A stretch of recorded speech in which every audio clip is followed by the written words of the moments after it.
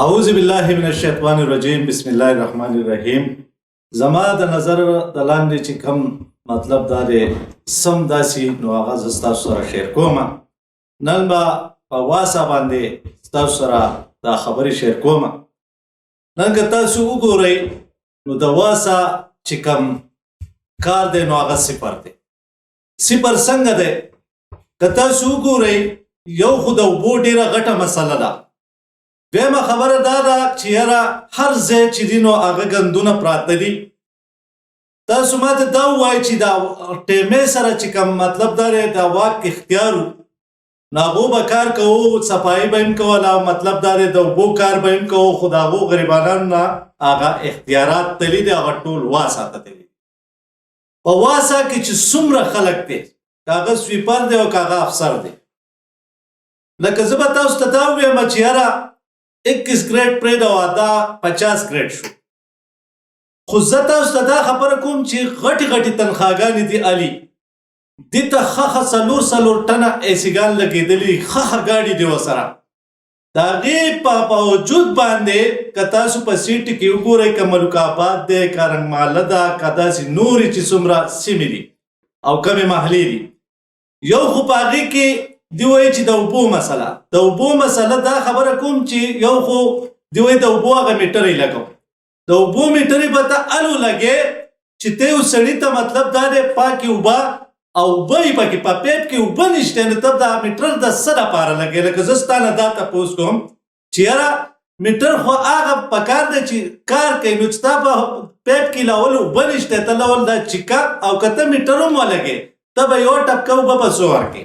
زه لول تا ته دا خبره کوم. ګوره که تاسو داسې جي ټي روډ وګورئ زموږ ده نو د قمبر چې کوم سټي سنټر دي د هغې سره دومره باجري پرته ده د روډ په منځ کې، د باران نه وړې ده. خو دا د واسه والا ذمهواري ده چې په دې پسې مشیندري راولي. دې سره مشیندري نشته، دې سره ټیکټر شته چې دا بالکل بلیډ کړي او مطلب دا دی دا روډ کلیر کړي. نو که تاسو وګورئ نو په هغې کې داسې دي لکه په پټو کې چې روانې. دویمه خبره دا ده چې یاره لکه زه خو په هر فورم باندې اواز چوتم، زما د نظره چې څه شی تیر شي زه به ستاسو سره شیر کوم. لکه تاسو وګورئ ما سروې وکړه چې هر ځای د ګنده ډیرې پراتې دي، دا به څوک چوتئ؟ تاسو ماته دا ووایه چې واسه والی نه چوتئ، ټیمې والی نه چوتئ، نو څوک به یې چوتئ؟ دي دا دومره غټې غټې تنخواګانې بیا د څه دپاره علي؟ بیا خو د واسه هم ختم شي او ټیمې هم ختم شي او سړی به خپل مطلب دا دی هغه صفایي کوي، خبره به ختم شي.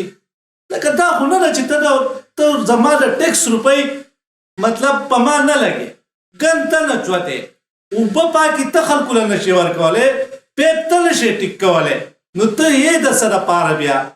خو زه تاسو ته دا خبره کوم واسه والا ته خصوصي واسه والا ته ویم چې تاسو دومره غټې غټې تنخواګانې هله یو ښه وروره تاسو ته څلور ټنه ایسي لګېدلی دی، ښه ښکلې ښکلې ګاډي دله درکړي دي او سیټ یې داسې پرته ده لکه په ډیران کې چې ګرځي.